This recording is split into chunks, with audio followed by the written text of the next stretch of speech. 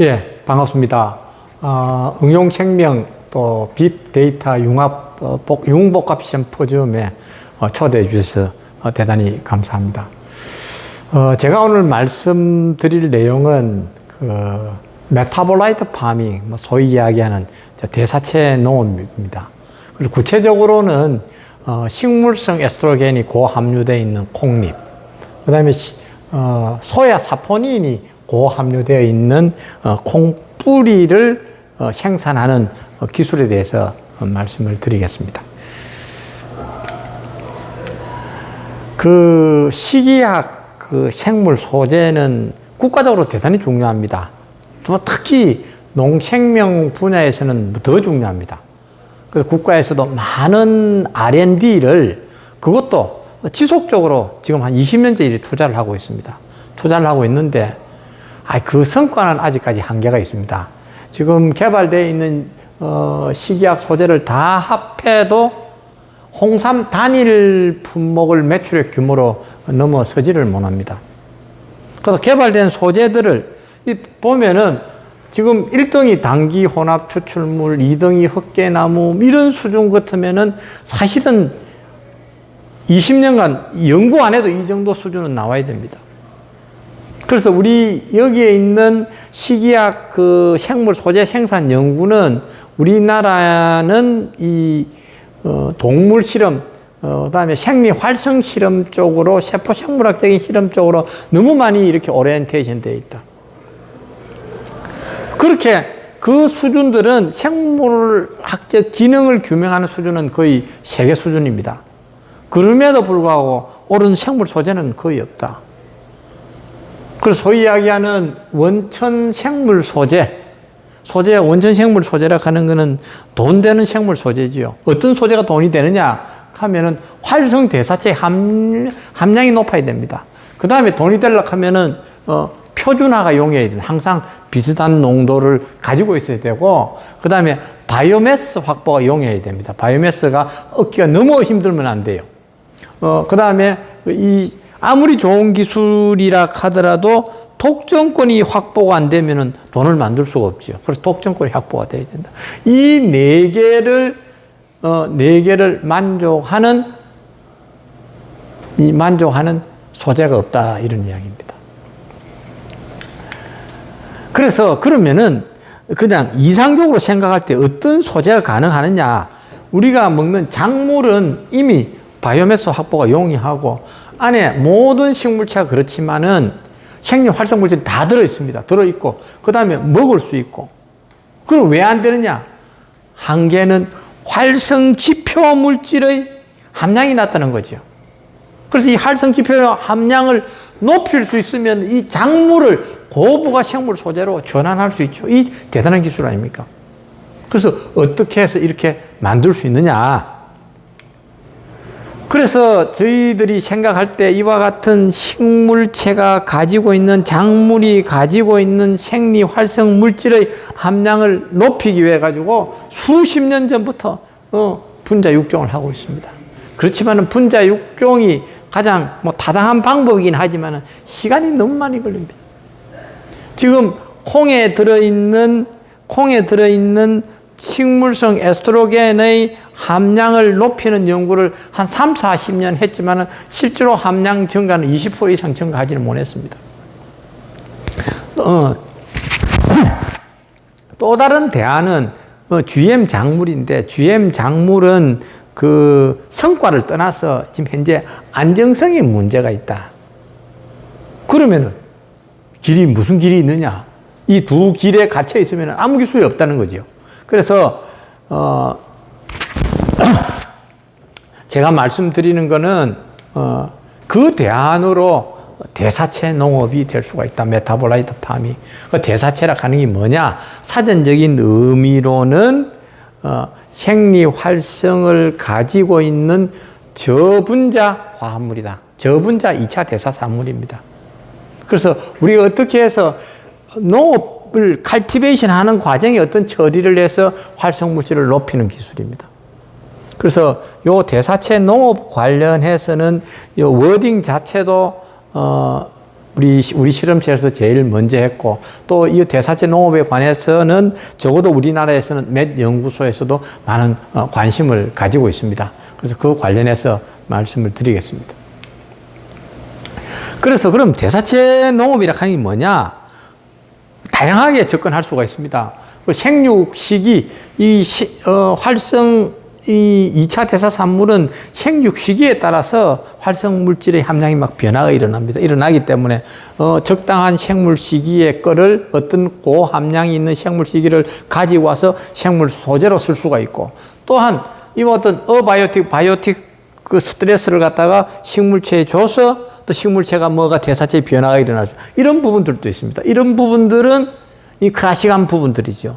그래서 제가 오늘 집중적으로 말씀드릴 부분들은 신호 전달 물질, 생활성 대사체를 만들 수 있는 트랜스크립션 팩타를 자극할 수 있는 신호 전달 물질을 이용해서 그야말로 드라마틱한 변화가 만들어지는 이런 재배 방법, 그다음 물질 얻는 방법을 총괄해서 대사체 농업이라고 규정을 합니다.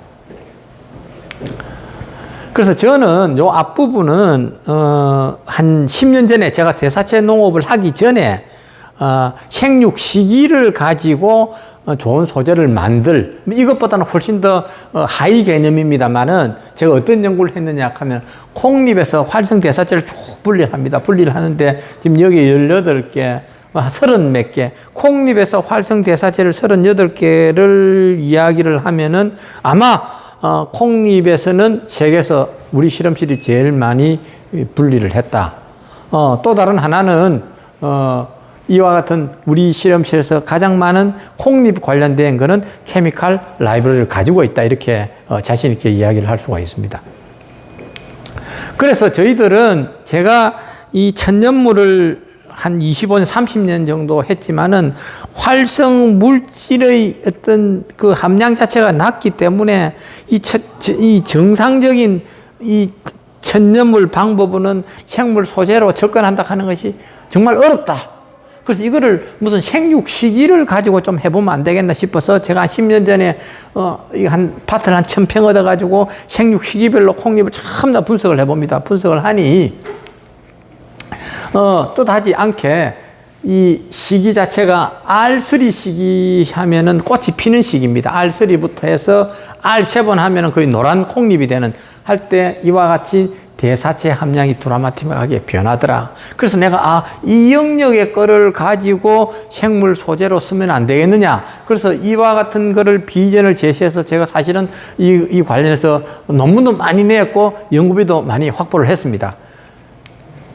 그래서 실제로 우리가 이걸 PCL을 해보면은 시기가 R5부터는 급격하게 차이가 나더라. 이 학술적으로 굉장히 의미가 있죠.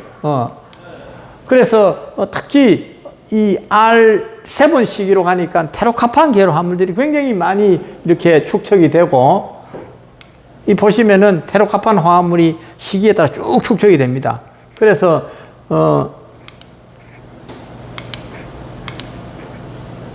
아니다.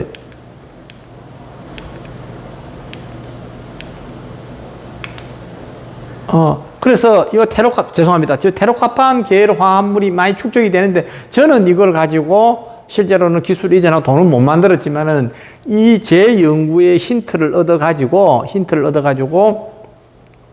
그 태평양 화학에서는 이 콩잎을 가지고 설화수 화장품을 개발했습니다. 개발해서 지금 판매 중에 있는 걸로 알고 있습니다.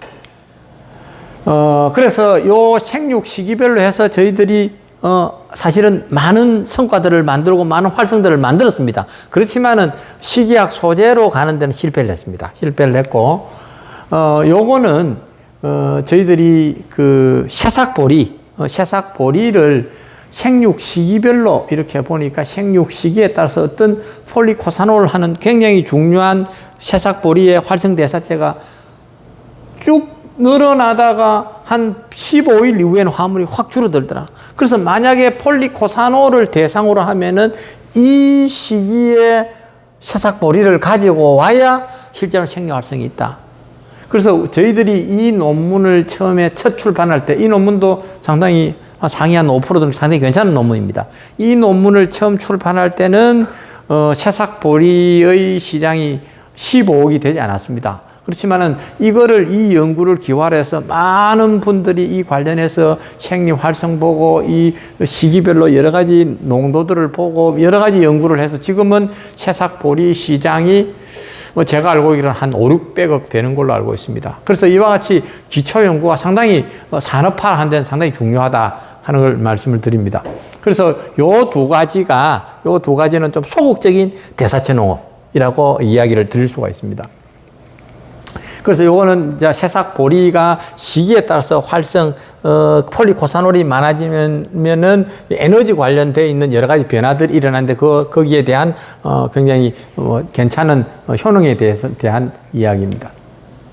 그래서 지금 이제 오늘 이 말씀드릴 그 메인 주제는, 신호 전달 기반 대사체 농업 기술입니다. 일반적으로 요거를 식물 세포라고 보면은 외부 환경 변화가 소위 일리시트가 오면은 슈퍼옥사이드가 대량 만들어지고 이 슈퍼옥사이드를 통해서 ROS가 엄청나게 폭발적으로 만들어지고 이 ROS가 맥카이네즈를 액티베이션 시켜서 이와 같은 시그널링 모레큘럴 자스모닉 애시드, 살리실릭 애시드, 에틸렌, 옥신 이런 것들을 활성화시키고 이놈들이 결국은 세컨더리 메타볼라이트를 만든다 하는 건 이미 잘 알려져 있습니다.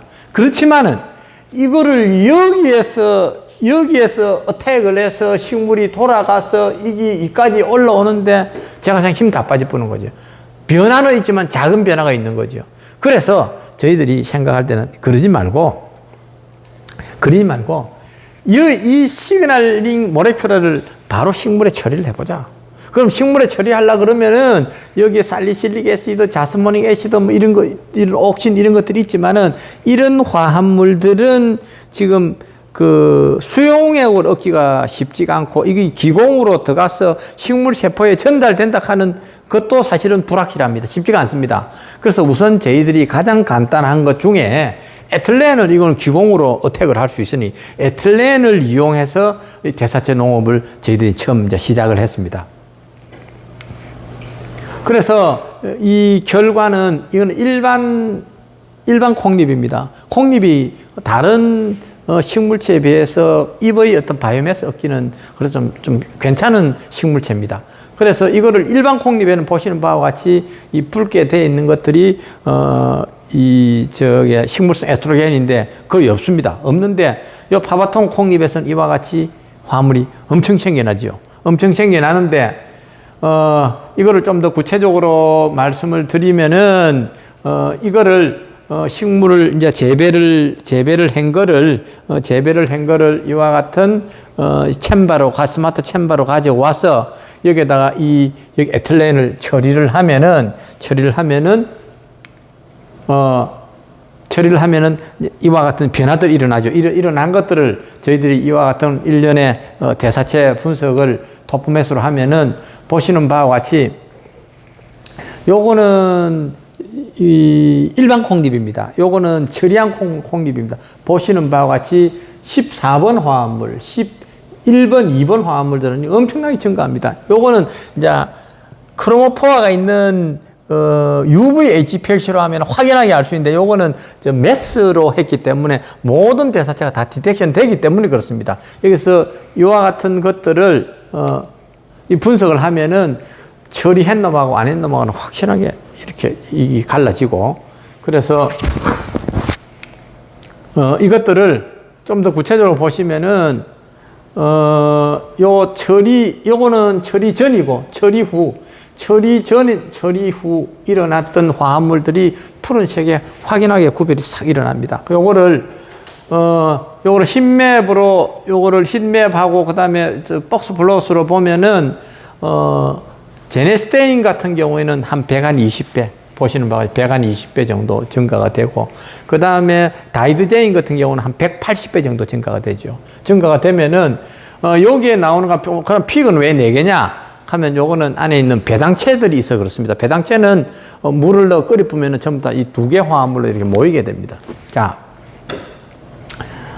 그래서 요 화합물도 요거는 S플롯인데 이 부분들은 그냥 그대로 있는 화합물들이 확연하게 증가된 것도 이렇게 나타납니다. 나타나는데 여기에 나오는 화합물들 4가지가 전부 다 식물성 에스트로겐 중에서 가장 식이약 소재 시장에서 용도가 가장 많고 요구도가 가장 많은 다이드제인하고 제네스텐을 저희들이 콩잎에 얻은 거죠. 일반 콩잎을 이렇게 기능성 콩잎을 얻은 거죠. 그래서 그러면은 이와 같은 에틸렌을 처리를 했을 때 어떻게 해서 이와 같은 것들이 이와 같은 다이드제인하고 제네스텐 화합물이 많이 만들어지느냐 하는 거는 페닐알라닌부터 시작해서 요거는 생명과학연구원에 있는 그 김차영 박사께서 전부 다 요 바이오 신세틱 메커니즘 다 저희들이 규명을 했습니다. 규명을 했고, 또 요거는 이것들 단백체로, 프로테오믹스를 해서 부산대학에 있는 그 김선태 교수가 이것들이 일어나는, 경로를 다 규명을 했습니다. 그 단백체를 보나, 앞에 말씀드렸던 트랜스크립션 팩터를 보나 일어나는 메커니즘은 거의 같습니다. 그래서 요 부분들도 저희들이 규명을 해서 이미 학술지에 보고를 했고, 자, 그러면은 앞에 말씀드리는 그 파이토에스트로제인이, 그럼 이 세상에 파이토에스트로제인이 그러면은 콩잎에 들어있는 다이드제인하고 제네스텐만 자 좋으냐? 파이토에스트로제인 실제로 그런 골격을 가지고 있는 화합물은 여러 수천 종 됩니다. 그러면 해필 왜 거기에 있는 다이드제인하고 제네스텐 콩잎에 지금 우리가 발현시켰던 이 화합물이 왜 그리 좋으냐? 왜 그렇게 거기에다가 열광하느냐에 대해서 제가 말씀을 드리겠습니다. 모든 호르몬이 그렇지만은 이 호르몬 자체로서는 기능은 없습니다. 그래서 이 호르몬이 세포 내로 들어가서 리셉터를 이렇게 만났을 때 뭐가 돼? 트랜스크립션 팩터가 돼서 세포가 성장하고 세포가 분화하고 세포가 발달할 수 있습니다. 그래서 아무리 좋은 여기에 그 에스트로겐 다른 대체제가 있다 하더라도 여기에 들어가서 여기에 들어오는 ER 알파나 ER 베타 같은 리셉터하고 못 만나면은 아무것도 아닌 거죠. 실제로는 구조만 그런 거고. 그래서 일반적으로 뭐 잘 아시는 바와 같이 여성분들은 한 50세가 되면 에스트로겐 함량이 줄어들고 뭐 한 50대 중반 되면은 굉장히 문제가 생긴다. 그러면 에스트로겐이 어떤 문제가 생기느냐? 이 에스트로겐 이제 리셉터가 있는 곳이 여기에 뼈, 그 다음에 마슬, 피부, 머리, 그 다음에 심장, 간, 이런 곳에 리셉터는 들어있는데 에스트로겐이 더 이상 공급이 안 되니까 이 부위들이 급격하게 노화가 되는 거죠. 그러면은 이 대체제를 주면은 그래도 이거를 에스트로겐만큼 복원시킬 수는 없지만은 이와 같이 이것들이 없어서 일어나는 노화 과정을 이렇게 스탑시킬 수가 있고 지연시킬 수가 있다는 거죠. 그러니까 이게 그야말로 엔티옥시던트가 아니냐. 옥시데이션 된다 하는 건 에이징 되는 거고, 에이징 된다 하면 누른다는 이야기 아닙니까? 이것들을, 그래서 이와 같은, 이 파이토에스트로겐은, 식이약 소재로서 대단히 중요하다 하는 것을 말씀을 드립니다. 그러면은 그 기능은 이 리셉터가 있는 거죠. 갱년기 증상, 치매, 기억력, 뼈 건강, 피부 노화, 지방 축적 등 다양한 기능들을 가질 수가 있습니다. 그래서 이제 앞에 말씀드렸듯이 이 에스트로겐 말고 에스트로겐 대체제는 식물에서 뽑아낸 거는 뭐하고 여기에 들어오는 리셉터하고 궁합이 좋아야 된다. 리셉터 궁합이 나쁘면은 이거는 아무리 많이 먹어도 소용이 없는 거다. 그래서 요 데이터를 보시면은 이 여기에 나오는 한 10종 되는 요 파이토에스트로겐이 그래도 이름이 있는 유명한 파이토에스트로겐들입니다. 그럼에도 불구하고, 여기 보시면은, 제네스테인이 탁월하게 어피니티가 좋습니다. 탁월하게. 한 87% 정도 돼요. 이 중에서 2등이 다이드제인이다. 그래서 다이드제인하고 제네스테인이 소위 이야기하는 파이토에스트로겐이라 하면 이 두 가지를 빼고는 이야기할 수가 없다. 그래서 우리가 지금 콩잎에 들어있는 요 두 개가 들어있기 때문에 콩잎은, 에스트로겐 대체제로서는, 가장, 효능이 큰, 그런 소재로 저희들은 생각을 하고 있습니다. 그 다음에 이와 같은 저희들이 에틸렌을 처리를 하니까 저분자 아미노산하고 그 다음에 저분자 유리당들에 대한 많은 변화들이 생겼습니다. 그래서 앞에 말씀드려 있던 그 대사체들은 그냥 일반 그 LC 토프매스로 분석을 했고, 요것들은 저희들 이제 요 유도체화를 시켜서 GC 매스로서 이 대사체 분석을 했습니다. 분석을 했는 건데, 이거는 전체적인 어노테이션이고, 보시면은, 이거는 정상 콩잎입니다. 요거는 이 파브톤 콩잎입니다. 보시는 바와 같이 붉은 색깔의 아미노산에 있어서 변화가 엄청 일어납니다. 여기에 있는 처리했는 전체적인 흰맵에서도 엄청난 변화가 일어나고 박스 플롯에서도 엄청난 변화가 일어납니다. 그래서 이것들이 특히 아스파라진 같은 거는 글루타민 비슷하게 뇌의 어떤 여러 가지 신경 비필수 아미노산이긴 하지만은 나이가 들면은 합성되는 정도가 낮으니 이거는 굉장히 기능을 가지고 있는 유리 아미노산입니다. 그래서 아스파라진, 아르기닌도 대단히 중요하죠. 그 다음 히스티딘, 그 다음 근육하고 관계가 되는 루이신 같은 이 아미노산의 함량이 굉장히 올라가는 거죠. 그래서 이와 같은 이거를 처리함으로 인해서 이와 같은 아미노산들이 왜 그래 좀 더 많이 만들어지느냐. 대부분은 구상 아미노산이 분해된 부분들도 있겠지만 새로 만들어지는 부분들도 있으니 이 부분들은 김혜연 교수께서 이 부분들에 대한 연구를 도와주셨습니다.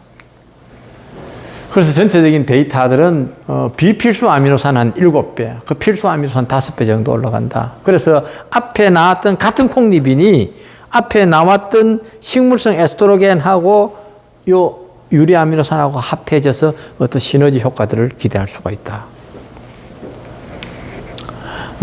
그 다음에 저희들이 이제 요거는 이제 또 다른 이야기입니다. 그래서 요거는 콩뿌리들입니다. 콩뿌리들인데 저희들이 앞에 있는 그 에틸렌을 처리하고 난 다음에 최근에 한 7, 8년 동안 몰랐습니다. 최근에 이거를 콩뿌리를 정밀 분석을 이렇게 해보니 콩뿌리에 많은 변화가 있었다. 콩뿌리에 많은 변화가 있었는데 요거는 처리 전이고 처리 후하고는 픽이 차이가 확 나잖아요. 차이가 나는데 요거는 지금 디텍터가 맸습니다. 이 크로모포가 있는 저게 UV가 아니고 이 보시는 요 파트가 요게 있는 요 파트가 어느 파트냐 하면은 저게 소야 사포닌 파트입니다. 소야 사포닌 부분에 큰 변화가 일어났습니다. 큰 변화가 일어났는데 좀 더 구체적으로 보면은 요 밑에 퀄리티 컨트롤을 놔놓고 처리 전하고 처리 후를 보면은 이것들이 이 사포닌 함량 자체가 이 이 BPI 크로마토그램 안에서 보면은 적어도 2배 이상 이 함량이 증가가 되어 있습니다. 증가가 되어 있고 여기에 들은 소야사포닌, BB1, 뭐 소야사포닌 3 이런 부분들은 이 실제로서는 다양한 생리 활성을 가지고 있고 요 사포닌은 요걸 가지고 다양한데 적용은 안 했지만은 반드시 우리가 실제적으로 식이약 소재로나 혹은 화장품 소재로 쓸 수 있는 적용점은 저는 반드시 우리가 찾을 수 있을 것으로 확신을 합니다. 그래서 이런 화합물들의 함량이 적어도 2배 이상이 증가하는 거죠. 증가하는 거고.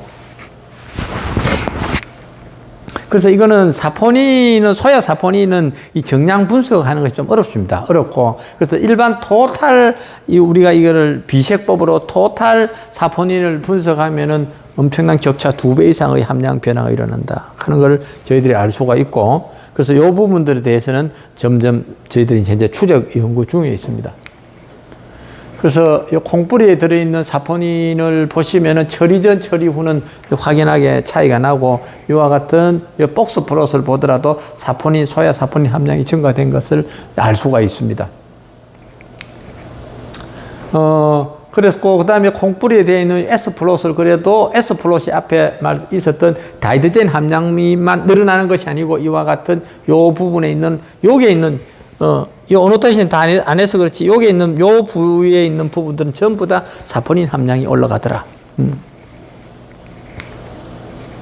그래서 이거를 그냥 있는 콩에다가 이 대사체 농업을 접목을 했다. 접목을 하니 식물성 에스트로겐 함량이 올라간다. 유리암성 올라간다. 그 다음에 여기 기능성 펩타이드 함량, 기능성 펩타이드는 저희들이 사실은 분석 안 했지만은 있을 것으로 저희들은 생각을 합니다. 이 함량 올라간다. 사포닌 함량 올라간다. 이게 산업화되는 기술은 복잡한 기술은 사실 산업화 안 됩니다. 이거를 처리해서 이와 같이 한 번만에 이렇게 한 번 처리해서 이와 같은 것들 이런 변화가 일어났다. 이거 기술이죠. 그래야 산업화 될 수 있는 거지. 아직 뭐 제가 돈은 못 만들었습니다만은 자. 그래서 이런 부분들을 저희들은 이거를 실험실에서만 한 것이 아니고 매년 제가 농학과 교수보다 제가 농사를 더 많이 짓습니다. 제가 1년에 뭐 작게는 한 1000평, 많게는 한 3000평씩 이렇게 현장에서 실제로 농업을 해서 이것들 용도들을 개발하는 연구들을 하고 있습니다. 그래서 지금 요 안에 들어있는 우선은 제가 에틸렌을 처리한다 이야기하지만은 이 안에 엄청난 노하우가 들어있습니다. 안에 들어있는 왜냐하면은 이 에틸렌은 이걸 처리할 때 온도 대단히 중요합니다. 안에 들어있는 이 에틸렌이 이게 그 수용성이 아니고 지용성이기 때문에 이 습도도 굉장히 중요한 역할을 하고 있고, 그 다음 안에서 실제로 이것이 일어날 때는 식물체는 이거를 암 조건에 넣어 보면은 호흡이 일어납니다. 호흡이 일어나면은 CO2가 확 올라가는 거죠. CO2가 어느 정도 올라가느냐? 정상적인 경우에 400ppm이지만 실제로는 10,000ppm 이상 올라가면 이거 어떻게 컨트롤할 거냐? 산소 어떻게 공급할 거냐? 안에 들어있는 부분들은 그냥 이야기할 때는 이거를 처리하면 나오는 거지만 요 안에 내부의 식물 공장 차원에서는 대단히 복잡한 메커니즘들이 좀 있다 하는 거를 말씀을 드립니다. 그래서 이거는 작년에 원래 제가 이 부분들을 한번 동영상으로 보여드리려고 했는데 작년에 있었던 저희들 대공 농장이 한 3,000평 농사를 지어서 이것들이 바이오매스 큽니다. 이거를 챔버 안으로 넣으면은 이 챔버 하나에 한 100평 정도 오는 것들을 넣을 수가 있습니다. 이래 넣을 수가 있고 그 다음에 이거를 가지고 처리한 다음에 이걸 세척해서 건조해서 포장하는 일련의 과정들인데 이것들이 실제로 기업에서 가면은 다 자동화 될 수 있는 그런 부분들이고, 그래서 지금 우리 그 대곡 농장에 1년에 우리 이와 같은 대사체 농업을 할 수 있는 시설들을 지금 갖추어 가지고 있는 상태입니다. 그래서 요 관련돼 가지고 있는 요 JFC도 그래도 한 상위 한 5%, 그 다음에 요 인더스트리얼 콜옵스도 작년에 낸 요 논문도 한 상위 5% 가는 논문입니다. 그래서 보시기에는 이것들이 그냥 뭐 식물에다 에틸렌만 쑥 처리하면 이게 쑥 나오는 거지만은 실제로는 안에 좀 더 복잡한 스토리들이 들어있고 그것들이 학술적인 가치가 없으면 우리가 논문을 어떻게 게재할 수가 없잖아요. 그런 부분들이 있고, 그래서 젊은 이 대사체 농업을 젊은 과학자들도 도전할 수 있는 그런 공간들이 많이 있다 하는 걸 알 수가 있습니다. 이 관련 기술들은 중국, 일본, 미국, 유럽 다 듣고 다 등록을 했습니다. 특히 중국 같은 경우에 이 물질, 이거는 이 기능을 특허를 받은 것이 아니고 이거는 소재 생산 기술입니다. 그야말로 원천 기술들입니다. 그래서 이거는 중국 같은 경우는 뭐 제가 현장 인터뷰를 2번 해가지고 받아낸 거지. 중국에서는 정말 잘 안 주는 이런 특허들입니다. 그 다음에 제가 이걸 앞에 하고 이야기 전체를 가지고 제가 식물 공장에 관련해서 제가 말씀을 드리겠습니다.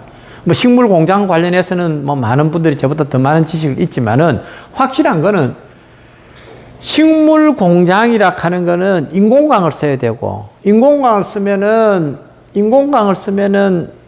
아무리 광도를 많이 내도 기술적으로는 뭐 8만 룩스도 가능하다 하긴 하지만은 실제로는 한 3만 룩스 이상 내기가 쉽지 않아서 8만 룩스 되면 밑에 있는 식물도 다 타쁩니다. 3만 룩스 같으면은 이 자연광에서는 정상적인 게 맑은 날은 10만 룩스 이상 됩니다.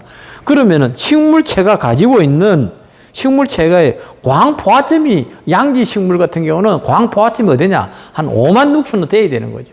그러면은 이 3만 룩스 가지고 이거를 식물 공장에 하면은 옳은 식물체가 안 나온다는 거죠. 식물체가 안 나오고 이 비엽도 얇고 그러면은 이 돈을 투자해서 그럼 이거 어떻게 해야 되느냐? 대사체도 영 작습니다. 어떻게 해야 되느냐?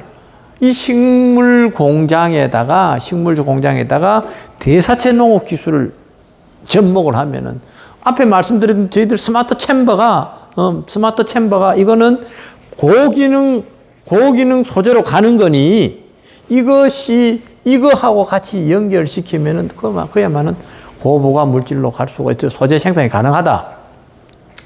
제가 지난번에 미주리 대학에서 우리 연합 재작년 심포지엄 할 때, 제가 이 관련해서 이 챔버를 보여주니까 내가 스마트 챔버라고 이야기를 하니, 그분들이 이야기하기를 이걸 갖다가 그 친구가 하는 이야기가 이건 마니 메이커다. 자기도 굉장히 관심 있다. 이렇게 이야기를 했습니다. 그래서 이 대사체 농업하고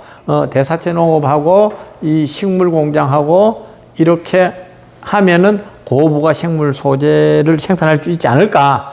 가는 길은 멀겠지만, 그래서 인공광이 갖는 식물 공장의 한계를 우리가 이거를 가지고 극복할 수 있을 것으로 생각을 합니다. 그래서 요 뒤에 부분들은 우리가 갖고 있는 앞에 개발되어 있는 파바톤 콩잎의 생리 활성에 대해서 제가 짧게 말씀을 드리겠습니다. 그래서 요거는 콩잎은 이것들을 이미 식약처에서 먹을 수 있는 것으로 소재로서 이렇게 알려져 있습니다만은, 그래서 저희들 요거를 가지고 독성 실험을 4주간, 그 다음에 경구 독성 시험을 했지만은 별 큰 문제가 없었다 하는 거고, 그래서 요거를 갱년기 쥐를 가지고 이거는 난소를 절제한 다음 요 실험은, 지금 의과대학 강상수 교수가 했습니다. 그래서 이거는, 갱년기 난소를 절제한 다음에 그거를 일정 기간 둬서 적어도 갱년기 쥐라고 되는 그 쥐에다가 저희들 이제 실험을 수행을 했는데, 첫 번째 보시면 요거 복부입니다. 복부에 들어있는 지방층인데, 요거는 NM은 정상이고, 요거는 갱년기지고, 우리 처리했을 때 지방을 여러분들 보시기가 이게 구별되는가 모르지만 확연하게 차이가 납니다. 그래서 이거는 요 부분들은 요거는 갱년기지고 정상지고 요 화합물들 경우에 따라서는 여기 하이도세지에서는 그 정상분하고 오히려 더 가깝더라 하는 거. 요거는 신장 주변입니다. 신장 주변에서도 확연하게 차이가 나고, 이거는 통계적으로 봤을 때는 먹으면은 이거와 같다. 이거 저희 정상하고 거의 같이 들어가는 이런 겁니다. 그래서 이 지방의 무슨 변화가 중요하다 하는 것도 있겠지만은, 이제 더 중요한 거는 여기에 지금 워킹했다 하면은 몸 전체에 리셉터가 있는 곳을 다 워킹했다 하는 거죠. 그래서 어떤 사람들은 파바톤 콩잎이 무슨 만병통치약이가 이렇게 이야기를 하는 사람도 있습니다. 하면은 당연히 만병통치약은 아니지만 그 리셉터가 있는 곳에 이렇게 적용하기 때문에 여성에 관해서는 이거 많은 부분들을 이렇게 커버할 수 있다 이렇게 생각을 합니다. 요거는 보시는 바와 같이 요거는 갱년기 간입니다. 간. 일반적으로 간에 갱년기 되면 간에 지방 많이 끼잖아요. 확연히 차이는 먹은 거는 거의 정상에 가깝습니다. 그 다음에 뼈 관련해서도 골밀도 증가하고 뼈의 용적비 증가하고 뼈 장기둥수 증가하고 여러 가지 어떤 이 골다공증 관련해서도 기능들을 가지고 있고, 그 다음에 일반적으로 골다공증 개선하는 개선된 것들은 조직학적으로도 다 규명이 되었고, 그 다음에 뼈 관련돼서 파골세포가 조골세포의 어떤 관계 이런 부분들도 다 저희들이 규명을 했고, 또 관련된 항염증 인자들도 상당히 낮추도록 하는 것들도 다 규명을 했습니다. 그래서 요거 한 가지 말씀을 드리면은, 요거는 이 지금 이제 요 갱년기지입니다. 갱년기지는 이거를 우리가 콜라겐을 요거를 떼서, 이 조직을 떼서 콜라겐 염색을 하면은 색깔이 이렇게 푸르게 나타납니다. 푸르게 나타나는데 요거는 정상지고 요거는 갱년기지입니다. 보실 때 이게 구별이 되는가는 모르지만은 여기서는 지금 슬라이드상에서 확연하게 구별이 됩니다. 근데 이거를 먹으면은 어디에 가깝냐? 여기에 가까운 곳이 아니고 그 정상지에 가깝더라. 그래서 저희들 원래 지금 계획하고 있는 것이 연구비도 이제 다 확보를 됐습니다. 이거를 먹는 화장품, 콜라겐 합성하는 거. 뭐 콜라겐 단백질 먹어가지고 단백질 먹어서 그놈이 우리 몸 속으로 들어가고 일로 가고 뭐 이게 굉장히 복잡하잖아요. 효과에 대해서는 어떤 여러 가지 뭐 다른 어떤 그런 기능을 기대할 수 있겠지만은, 그래서 그것보다는 월등히 나은 실제로 우리가 먹는 화장품 쪽으로 한번 개발해 볼 생각입니다. 그 다음 요거는 이제 김강동 교수께서 하신 건데, 이거는 피부에 있는 콜라겐 합성을 촉진하더라. 그럼 이걸 가지고 뭐 이제 화장품 쪽으로도 뭐 이렇게 갈 수 있지 않겠나 이렇게 생각을 하고 있고, 그 관련된 어떤 여러 가지 바이오 마크들입니다. 그 다음 요거는 김현중 교수, 의과대학 김현중 교수께서 하신 것인데, 확실하게 뭐가 있나, 갱년기 주위에다가 일을 해보니까 확실하게 인지기능 개선되더라 하는 그런 이야기입니다. 그래서 요것도 앞에 그 실험하고 요거는 실험실 군이 완전히 다릅니다. 앞에는 렛이고 이거는 마이스인데, 마이스에서도 보시는 바와 같이 이거는 이 갱년기, 이 하얀 부분도 지방인데, 이거는 정상이고 요거는 먹은 거니까 확연히 차이 나잖아요. 그래서 이거는 워킹할 수 있다. 그래서 이제 이게 언젠가는 모르지만 이 소재를 가지고 소재가 식이약 소재로 가면은 저는 글로벌 소재로 갈 수 있을 것으로 저는 생각을 합니다. 요거는 이제 요 콩뿌리 관련해서도 요거도 피부에 콜라겐이 소실되는 거를 갖다가 이거를 막아줄 수 있는 그런 기능입니다. 요 관련돼 있는 저희들이 앞에 말씀드려 있던 요 생리 활성 관련해서도 그래도 저널 오브 펑셔널 푸드나 뭐 요런 저널들은 관련 분야에서는 그래도 뭐 한 10% 안에 들어가는 괜찮은 논문들입니다. 그래서 다 검증을 받았다 이렇게 말씀을 드립니다. 그 다음에 이제 이 소재가 돈으로 가기 위해서는 지속적으로 이게 이제 프리마케팅을 위해서는 언론 노출도 굉장히 중요합니다. 그래서 언론 노출은 뭐 어떤 소재보다도 언론 노출이 많이 되었고, 재작년 같은 경우에는 요 MBC 넷이 이야기하는 농업은 미래다 하는 이런 뭐 다큐에도 나가고 그랬습니다.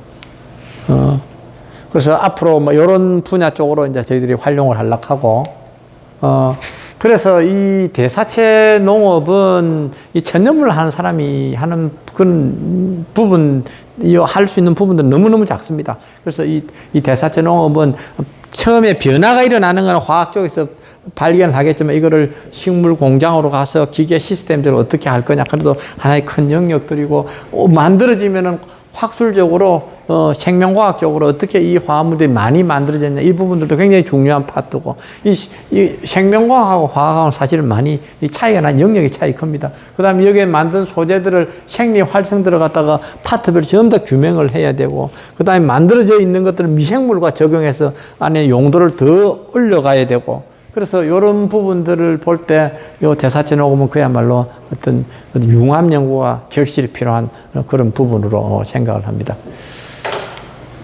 그래서 뭐 이와 같은 바이오 의료 기술 사업 등 해서 이와 같은 저희들 이제 사업비를 받아서 본 연구가 진행을 하고 있습니다. 예, 감사합니다.